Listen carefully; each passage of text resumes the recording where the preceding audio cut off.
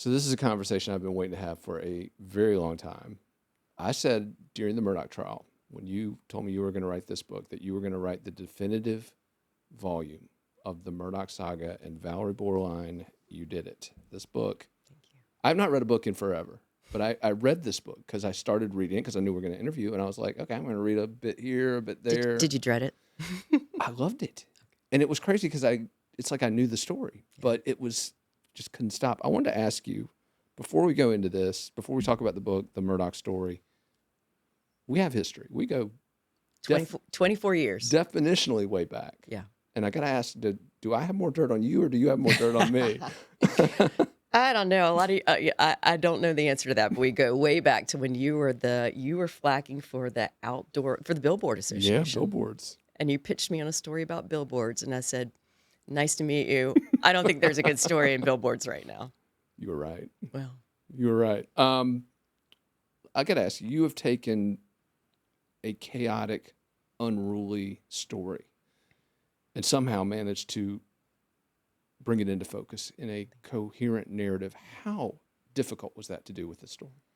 you know, it is an epic American saga. There's so many layers upon layers upon layers, and it was hard to organize and figure out how to explain to readers, to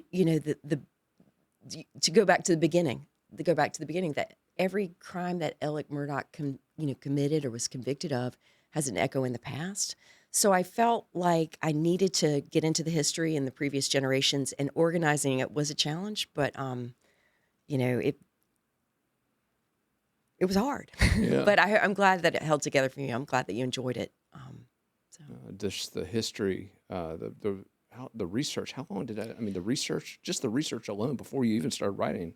Yes. Must have taken months. But but with the homicides were on June 7th, 2021, Alec wasn't charged until mid-July of 2022. So there was an entire year when we didn't know who killed them, who killed Maggie and Paul, and then we didn't know if anybody would ever be charged. So I spent an immense amount of time in that year researching the family, going back through old, archival court documents in Hampton, old newspapers in Walterboro, in Hampton. And so I had the benefit of time. It was nerve-wracking because I knew I was writing a book and I had to know the ending, and we didn't know any ending, but it did give me the benefit of time to figure out the context and the importance of the family dynasty and the place where the story took place, Hampton County. A ton of other people were writing books at the same time, so there's a competitive. So many. Yeah. Yeah. And all of them came out before this one. Well, hey, best for last, right? Save the best for last. Let me. A lot of folks have been making comparisons. They've been, citing who they believe the book reminds them of, and so I'm going to be guilty of that too. I don't know if you remember William Manchester that wrote The Death of a President. We actually got it over there on the wall, but just the way that you take just a graphically violent story, because this is at its heart, it's a very graphic murder mystery, really. It is. But taking that and sort of weaving into a narrative that brings out the significance of all these players and the history like you did. When you go back through and think about how it's been received, how it's been reviewed, how it's been portrayed, who do you think it sounds like? Does it sound like Val? Does it sound like? Oh gosh, I'm flattered by that comparison. It's a graphically violent story. It's also emotionally violent and morally violent. The violence he committed against all the people he stole from over the course of a decade. So I wanted to tell that story as well. I had two books on. I see you've got an Eric Larson book over here, the great writer of Devil in the White City, and The Devil at His Elbow. It was on my mind, and Eric Larson used to work at the Wall Street Journal. I sent him a copy of the book, and he's been very very kind to me. I had two books on my desk the whole time I wrote this book that I aspired to, and they're both books about families. And one was Hidden Valley Road by a guy named Bob Kolker, who did me the honor of writing of writing a blurb about the book, reading an advance copy. But Hidden Valley Road is a story of a family with 12 children, and 6 of them were schizophrenics and 6 were not. And so it became this major case study in our understanding of mental illness and treatment. But it was just at its heart, it's a story of a family and what that internally what happens, the toll that mental illness takes on your life. So I loved that book, and I had it in my mind. And the other was Empire of Pain by Patrick Radden Keefe, and it's about the Sackler family and the OxyContin and the way that Purdue Pharma marketed opioids and the scourge that they are. And they knew more than they said they did. And the family was very similar to the Murdochs in that it was a multi-generational family that built on what came before. So those were the two books that I tried to keep as my North Star. Yeah, no doubt. But I'm flattered by the comparison. And a source of sadness to me is, it's 450 pages. I had another 100 pages, but we really had to that I'd written. You really have to be mindful of the reader. Like, what does the reader absolutely need to know? You have to value their time. But among Did them, you think there wasn't sufficient appetite for more? I mean, come on. but still, I looked at it on Amazon and it said like it weighs like 2.6 pounds or something, which is just astonishing. But one of the things that is a source of sadness to me that I did not get into in the book, is that Hampton County is one county just over the line from Savannah, and there's so many characters in this story that are also characters in Midnight in the Garden of Good and Evil. The Southern Gothic crime classic.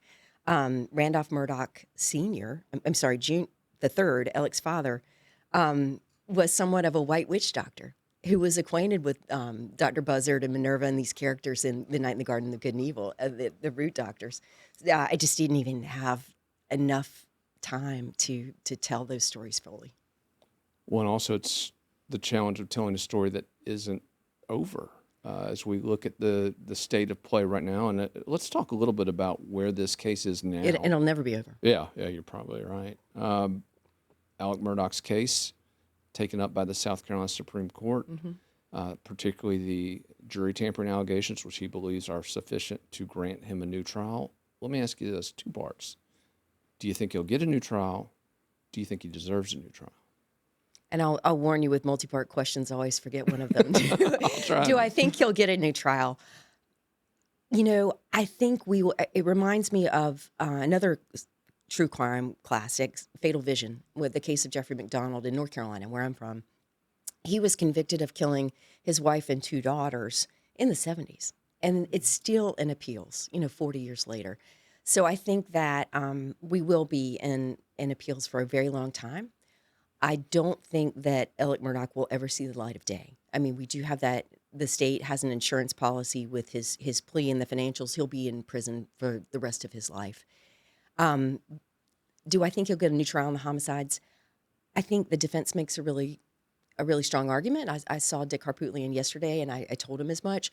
But here's the thing. Judge Clifton Newman is incredibly well regarded in the judicial community. Jean Toll is a legend in the judicial community. And we all know, and I write about in the book, how chummy the judicial system is in South Carolina. It's different than other places. It's just hard for me to imagine that the Supreme Court or any court in South Carolina itself would overturn this verdict, regardless of the merits of the case. I mean, what do you think? But Fourth Circuit Court of Appeals, assuming the that's Supreme another, Court yeah, doesn't grant him a new that's trial. exactly what Dick Harpootlian said, the Fourth Circuit. So we'll see. But it's a very high bar. Yeah. Well, it should be. Yeah. It should be. I mean, it's a verdict, and we want to, obviously respect the fact that 12 people deliberated, saw the evidence, heard the testimony, and reached a decision. But it's not lost on me. I spent a long time studying the Murdoch men, the previous generation of solicitors and lawyers that came before Alec. Jury tampering was their MO. Jury tampering was the way things got done for many, many years. So there's a certain irony in Alec Murdoch claiming someone tampered with a jury. There is. Well, let's address those tampering allegations a little bit, though. We were both, as were all the media that covered this trial, very close to Becky Hill, the former clerk of court. I mean, she was incredibly accessible. She made our jobs very easy. Oh, she ran the courtroom, right? I mean, Yeah. She was like the principal of the elementary school. She was the person that kept everything together and a key part of the life of that proceeding. And I don't know if you felt the same way. I felt during the trial, 6 weeks down there in Walterboro, South Carolina, I felt there were times where it felt like she was a little too cute, perhaps, but I never expected what we experienced Absolutely after not. the trial in September of last year when she was accused of tampering, and then in the aftermath of that, those allegations seem to have some substance to them. Do you believe the standard that was set for that? We were at that hearing. Yeah. Do you believe the standard that Justice former Justice Toll, set for a new trial? Do you think they hit that bar? Well, I can remember sitting there, and I think I was texting you, like, "Is this happening?" When the one of the jurors said that she did feel like she was her opinion was swayed by Becky Hill. I'm not a lawyer, right? I don't know the case law. I do think I've read all the filings though, and like I said, they make a good argument. But I'm the same. I'm personally fond of Becky. I think many of us were. Both Creighton Waters and Dick Harpootlian stuff. Do you remember when Dick Harpootlian said words to the effect of, I just want to say publicly how wonderful a job she's done, and Creighton's like, oh, I want to say publicly what a wonderful job she's done. So I think we were all I'm stunned to be where we are with that. Yeah. Another question. Let's assume either the Supreme Court or the Fourth Circuit throws this back to the trial court level. Mm-hmm. Does the state try him again?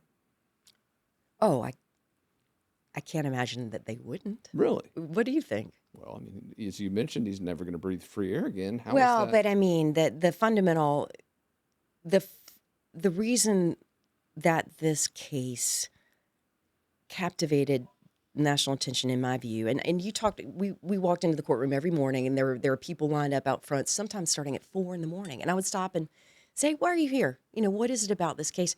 And 9 times out of 10, they said, "Well, I just don't understand how a man can kill his wife and son." So of all the many felonies that Alec has been convicted of, and all the violence he committed against, like I mentioned, moral violence against the dozens of people he stole from, the core crime is the homicides of his wife and son. And I just can't, it's hard for me to imagine that the state would not want to make sure he is held accountable for those crimes. Whatever the But cost. what do you think? I mean, what do you think? Well, but I would argue, why would you spend that kind of money? I mean, it would be a massive expenditure. It would be a massive expenditure, for a guy who, again, is never going to breathe free air again. And federal, 40 years. Well, let me ask you another question, though, as we talk about. Which he's also appealing. He is appealing those sentences, correct? I don't think he's going to. Because it's cruel and unusual. I know, and I thought the feds had a very good response to that, sort of deflecting some of this theory that he's being punished for the financial crimes in the context of the murders. But Yeah. I mean, is that in any way a fair criticism? Would someone who committed those financial crimes, absent the double homicide, would they receive those same sentences? Well, I think that's been, I mean, I can remember the very first day that we were in court together back in October of 2021 when he was charged in the Satterfield matter. And it was expected that he was going to get bond, right? I mean, it was, and I can remember Dick Harpootlian saying that day, Bernie Madoff. I mean, white collar criminals make bonds. White collar criminals do not get the book thrown at them in the way that Alec Murdoch did. But I don't know. I sat through. I have great respect for Judge Gergel and have known him a really long time. He was Governor Hodges' counsel when I covered the State House 20 years ago. So I don't know. Yeah. You wrote, "Knowing why completes the story." Knowing why completes the story. I thought that was an incredibly accurate and apt line for this saga. And it made me want to ask you this question. Jen Wood, our research director, is good friends. You're both good friends. But she wrote a story the other day entitled "Loose Ends" and listed all of the different things. Where's the missing money? Where are the guns? The drug connections. Yeah. Where are the guns? What happened on the side of the road? All of it. Will we ever know the full story of this murder mystery? No, I don't think that we will. And that was a tough one because, I've been a journalist for a really long time. I've been at the Wall Street Journal for 19 years. I was at the State for 4. I wanted to figure it out. I wanted to figure out was where's the money? Where's the guns? Did he have help? All these loose ends. And at some point, in writing a book, it's different than writing a newspaper story. I mean, the reader wants you to make sense of it, help them make sense of this tale, pull it all together. And so it was a source of frustration to me. I was like, I'll never know where the guns are. I really do feel like they're long gone. I think the state, and I tried to pull some of those pieces together to the degree I could in the book.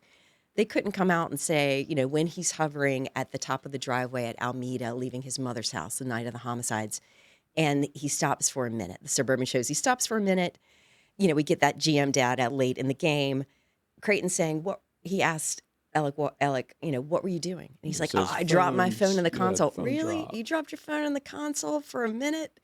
And I've been there. I've stood in that driveway. There's a little culvert there. I mean, it's within the realm of possibility that those guns were placed either there or back behind his father's man cave behind the house, and someone Someone to pick up. something to pick up.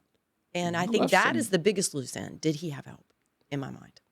and you left some breadcrumbs on that in the book. You wrote about Jason Chapman with Colleton County Sheriff talking about the different tire tracks and how he asked Alec about those different tire tracks, and Alec got real quiet real fast. Real quiet, real fast.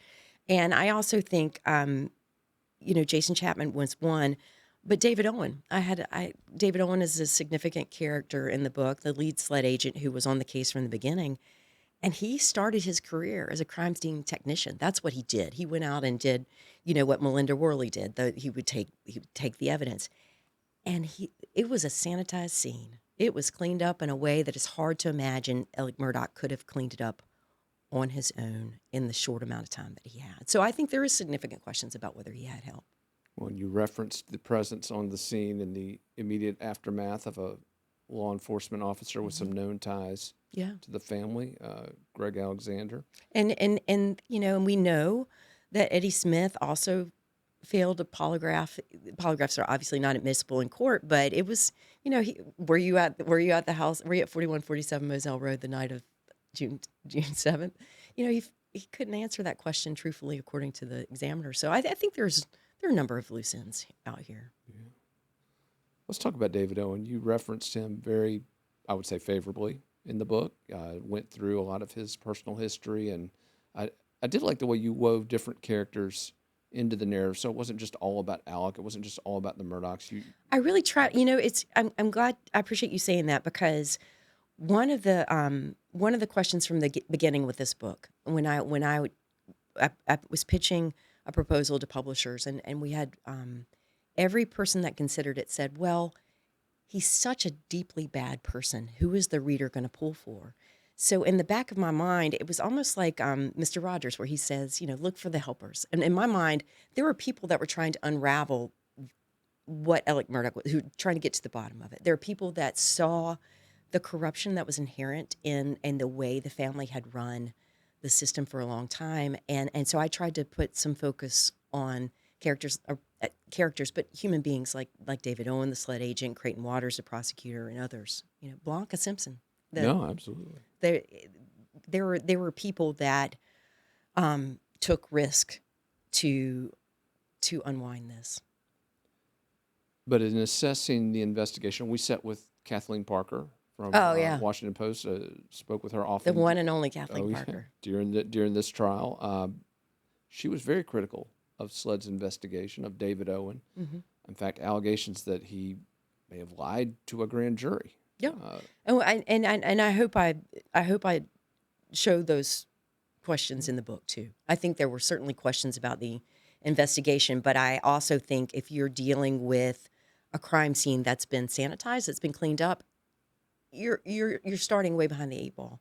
And I also tried to show that Moselle is so remote. I was out there. It took Daniel Green, the first officer on the scene, running lights and sirens. It took him 20 minutes to get there from downtown Walterboro. It's very remote. So it took a long time for the agents to get out there, and you and I've talked about this before. A crime scene is like a stove. It's hotter. As soon as it's turned off, it cools down very quickly. So they started at a disadvantage. They made several major mistakes that we know about. But I also think that David Owen in particular gets credit in my mind for methodically investigating the case, keeping Alec talking. What extraordinary decisions to keep him talking all summer, even though he was really the only suspect. You know, he had 3 significant interviews with Alec Murdoch, and those were critical. Yeah, I love the part of the book where you described the moment in that third The interview, third interview. where he asks Alec, "Did you do it?" And the way you phrased it was, he thought this was going to be the last. He thought that was it. He was pulling Yeah. the cord at that point. And he's sitting there and he says, he leans, they've been talking for an hour. They're talking about the air conditioning being out at David's house. They were just kibitzing for a while. And then finally he sits straight up and he said, "Did you kill Maggie?" "No, David, I did not kill my wife." "Did you kill?" And it's extraordinary as a person, and you interview people all the time. I do and have. It was an extraordinary interview to watch, and I've watched it many times. Yeah. And I thought you also, did an amazing job laying out the rationale for why David Owen would make certain decisions to keep him talking. Mm-hmm. A lot of folks were critical of some of those decisions, but you were like, look, it kept the Yeah. main focus of the investigation engaged. And I think I covered the cop beat for years, and I covered a lot of detectives, and it was his number was up. So there was a call that came in. He was on call. He went out there, but temperamentally, he is not a hothead. He is very even, and he's he did not lose his cool when others might have, even as a technique. And so I think that was, kind of it's funny. I think both he and Creighton Waters were temperamentally well suited to this case and this suspect, this defendant. You also did an amazing job, I thought, of describing the moments in the immediate aftermath of law enforcement arriving there and of David Owen. I remember the part of the book where you talked about David Owen and Laura Rutland from Colleton County walking off to talk about something. And as they walk off, Rutland is technically in charge of the investigation. And as they walk back from that conversation, he's in charge. Yeah, he's in charge. Yeah. Just fascinating detail. Oh, it was so theatrical. It's so much stranger than fiction. And I really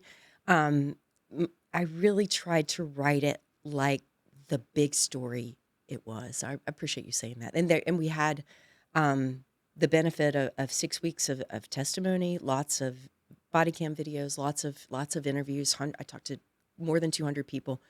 So I had a lot of information to build out those scenes. Yeah, and I will say for the record, I don't believe David Owen would knowingly lie to a grand jury.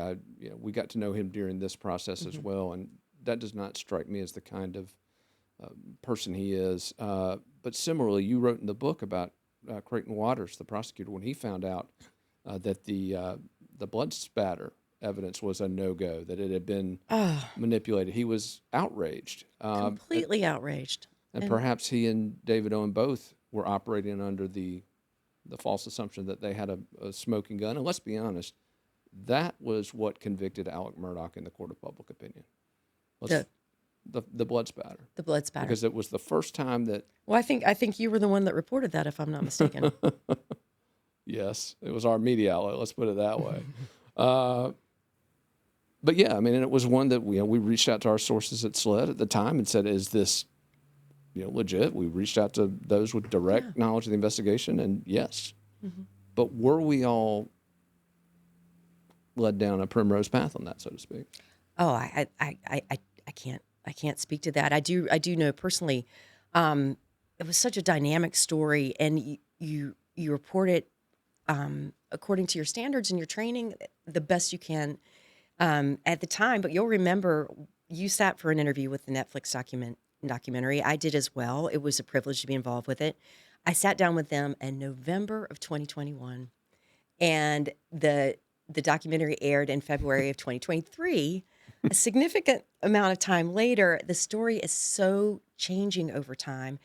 There were things that I said at the time that I had reported and believed to be true. My sources had told me they were true, and they didn't hold together, like the bloody spatter. And I own that. But we do.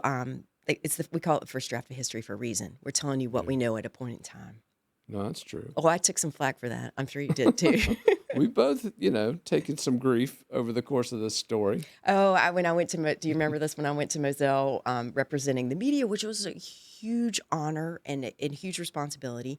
I was trying to send in my pool reports from the back of this pickup. I had a signal at this one place, and so I was trying to send in a paragraph at a time. So, the people around the world who want to know what that trip was like could see it in real time.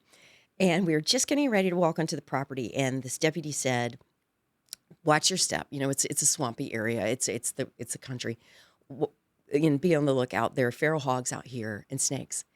And immediately someone tweeted at me, "Hogs and snakes, you should feel right at home." Oh my God. It's And I mean, brutal. it goes with the territory. We have to Brutal. have tough skin. But that one hurt a little bit. Yeah. Well, let's talk about that moment when you were selected as the media representative to go to the scene of this crime. You wrote about it at the time in some dispatches that were made available, but I want to ask you, because we sat on the outskirts of it. Jen Wood and I filmed a show on the outskirts, and even getting that close to it, there's an aura there. There's an aura there. Presence there. But what were your impressions when you walked to those scenes where all of this graphic violence played out? It's definitely a moment that I'll never forget, being out there. And every person who, the jury was there, but also you mentioned Jason Chapman, Daniel Green, Laura Rutland. The first responders were the ones who were doing security. They were there too. Becky Hill was there. Judge Newman was there. There were a number of court personnel. And I talked to a lot of the other folks that were there, and they all said the same word. The air felt heavy. There was a heaviness out there. And I don't believe in ghosts necessarily. I've never really have, but there was an energy that it was palpable there. And when we left the courthouse, and you'll remember this, it was a gorgeous day, sunny, puffy white clouds, picture perfect day in March. And by the time we got there, it dropped like 5 or 10 degrees. There, it was cloudy. People were wondering if it was going to rain. It was an eerie place to be on a lot of levels. Yeah. And so quiet. You remember? I mean, one of the things that I was trying to do was describe sights and sounds, which is surprisingly hard. And so, because in journalism, we often don't give that type of descriptive detail. And I remember sitting there thinking, what can I hear right now? No road noise, no planes overhead, nothing but birds. And the birds there was so much bird song. It was you're in a very remote area. Yeah, it's out there. It's out there. And I think, Dick Harpootlian and Jim Griffin, the defense, really wanted the jurors to go so they could see how close the shooter would have had to be, particularly to Paul, and what that would be, what the blowback would have been. He would have been covered in material, and they wanted people to see that. But I think what I sensed out there was how close Maggie and Paul were to one another, how close Alec would have been to them. I stood where I brought, the graphic that they passed out that showed the number of feet between the distances, exactly where Maggie fell, exactly where Paul fell. And I stood on the spot where she had fallen, and Stephen Gresham, the court TV videographer who was there, stood where Paul had fallen. And then we both walked it off, and it was 12 steps. 12 paces, yeah. 12 steps from one another, And I think I think you can hear it. There's a video footage of that visit, and when I went to where Maggie fell, I did start crying. Mm-hmm. It was overwhelming, the sadness. This story has revealed a lot that had previously been hidden. The historical Murdoch family, Alec's theft, his behavior. It's revealed a lot about a lot of people. It's revealed a lot about South Carolina's system of justice, I believe. What has it revealed to you? And then also I want to ask that second part.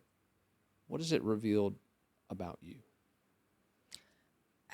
I think that's a wonderful question. I actually think this case has been a crucible for a lot of people. It is, and you and I've talked about this, we're in the outer rings of, the core circus was Alec Murdoch and all of his vast criming for decades. But Becky Hill is a story that, the Greg Parker, the lawsuit that's ongoing with the Beach family. I think this case had so much attention on it, was so high pressure and required, it was revealing of who people are, I think. And, I'm 53. I'm glad I wasn't 30 years old and trying to cover this story. I'm glad I've written, a couple thousand stories at this point. But I think it would have been a lot harder to keep it all together if I hadn't done this a long time. I mean, what do you think? I'm interviewing you now. I know, Hold but I on a do. I minute. mean, but you and I go way back. Yeah, it was. I mean, Where do you think it goes from here? I think this appeal on the jury tampering will go on for a while. I think there'll be there's additional appeals on the financials, so that will work itself through. And I don't know what we'll see in terms of whether Becky Hill or anyone else is charged with any related crimes. But I do think it was nerve-wracking to be writing a book where we didn't know the ending. That was what Dick Harpootlian said to me all the time. He's like, I don't understand you could write a fucking book and you don't know the ending. And Dick and I go way back too. I've known him. I interviewed him for the first time in the year 2000. But we do have we have a first ending. Yeah. The fact that a jury in Colleton County, where that part of Moselle was, a jury of Alec's peers found him guilty of killing his wife and son. That is an ending. And then the epilogue of the book, which I thought was an incredibly powerful day. We were there. The sentencing in Beaufort, when Alec pleads guilty to all of the robbing all the victims the state said he did. So essentially, he pled guilty to the motive. He pled guilty to the predicate crimes that the state said he was trying to conceal by killing his wife and son. And so he admitted he's a criminal, and he went to prison for the rest of his life. That's also an ending. So from here on out, there will be many other layers, but those two fundamental facts won't change. Absolutely. You mentioned the jury finding him guilty, and we talked about the tampering allegations and whether or not that standard was met for granting Alec Murdoch a new trial. There is a book coming out, not a book like yours. It's not quite as voluminous, not not nearly as well researched, I'm sure. It's a lot of folks have written books that are sort of, I call them booklets. They're kind of, I don't know what you would call them. Not really books, not really volumes about this. It's on Amazon right now. I hesitate to say this because then maybe people will buy it, but there's some book called The Evil at His Elbow, Valerie Bauerlein's version of this case or something. And it's like a synopsis of my book, which came out on Tuesday. It came out on a Tuesday, and this synopsis is available on Cliff Notes Thursdays. or something? Yeah, I don't know. It's weird. I mean, and those things. And call some lawyers on that, Val. Well, it is strange. It's but yes, you're talking about the Egg Lady Juror's book that's coming Monkey out. Farm, as you Monkey call Farm. So one of the things that I tried to spend some time on in the book was voir dire, because we said that it took Becky Hill sent out 900 summons, and so that means if you were in a country church in Walterboro on the Sunday before jury selection started that Monday, 1 in 20 people would have got, if there's 100 people in there, 5 of y'all would have gotten a summons. It was that intimate. And we sat there, and then you remember this couple was sitting, there was a couple that was sitting together, and they had to stand up and say their marital status. And the guy says, divorced from her. It's like both members And you of had this. the one guy in the book who said, I'm single, but I'm looking. I'm single, but I'm looking.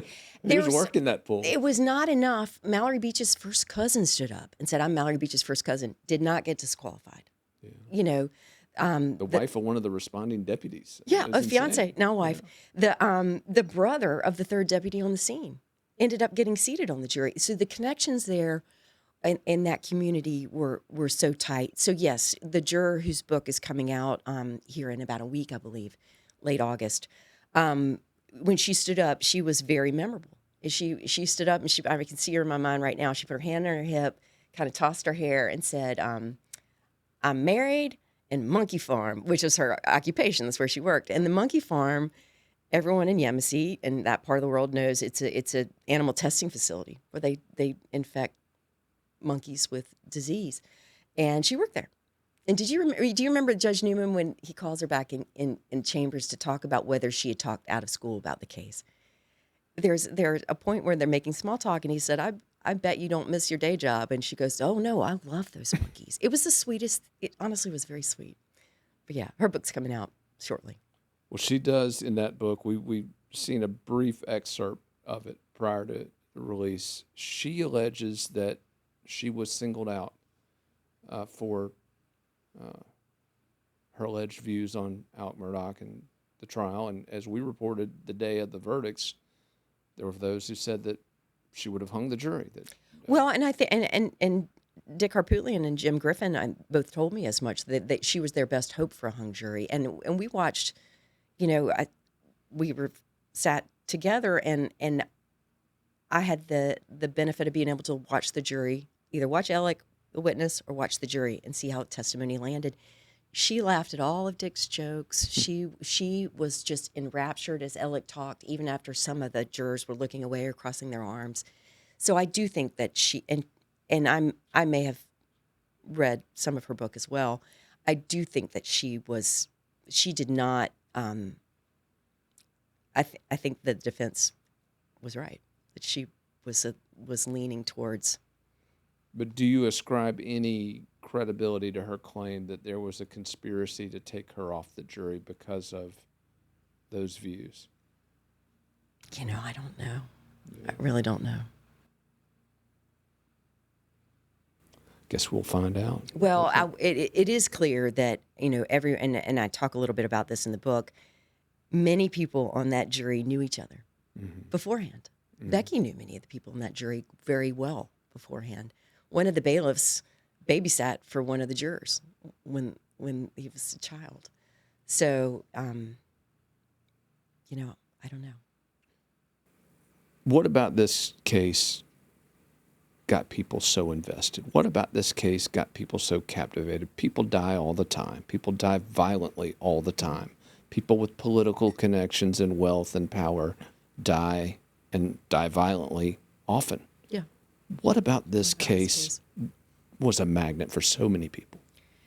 I thought about it for a really long time because I had that same question, and it took me 18 months really to arrive at a theory, and it was a smart federal prosecutor who mentioned it. It had everything, right? It had all 7 of the deadly sins. It was set in an incredible place. It had this duality of the family that looked perfect on the outside, but there was so much underneath. It had all those things that make for a compelling story. But I think in the end, and several the people I mentioned walking up to at the courthouse, several, especially the women, they would kind of say, "Well, I understand that spouses kill spouses. I hate it. It happens every day, but I understand it. I can't understand how a man would kill his son." And it's not just that. If you think back to the Susan Smith case, that last big notorious South Carolina homicide, she drowned her young boys, children. Parents kill children. Parents do not kill adult children.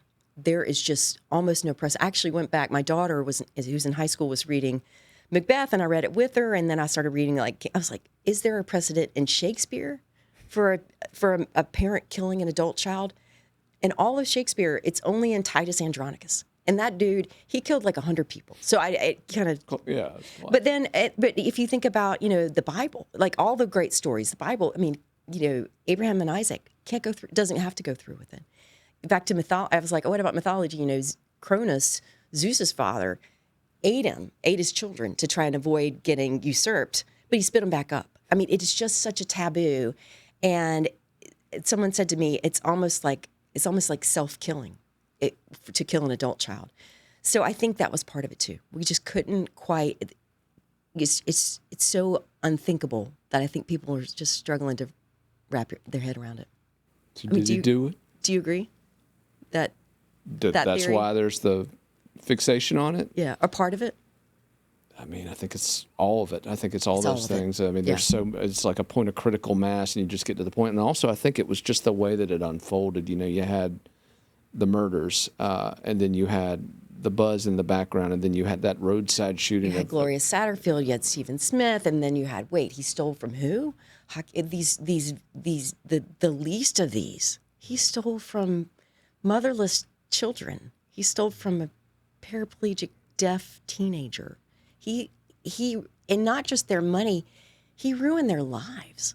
You know, and that I try to spend a significant amount of time writing about the people that he's because Maggie and Paul were the foremost victims, but he ruined many other lives. He did. Val, the other thing I got to tell you about this book, aside from doing what really I thought was impossible in the story. I'm honored you read it. No, I mean, I know you don't read. I really don't. I don't read books. But the other thing I thought that you did incredibly well, in addition to somehow crystallizing and bringing focus on this utter chaos, I thought that you were able to maintain a journalistic detachment. I thought you were able to stay out of the factionalism that has really kind of plagued this case. It's turned into kind of like a team sport. It's a team. Yeah, we got divided into teams, and it. Thank you for saying that. It was important to me. It is not about me. It is about this story, and it's an honor to tell it and get out of the way. Don't So thank you for saying that. I tried to keep the frame as wide as I could and tell it as big as I could, and not be. We're not supposed to be part of it. You did an amazing job, folks. If you haven't gotten it already, The Devil at His Elbow by Valerie Bauerlein. Val, where can people go to pick this up? What's the best way? You go to All Good Books in Columbia, or anywhere you buy your books. I'd be honored. Valerie Bauerlein, thank you. Thank you.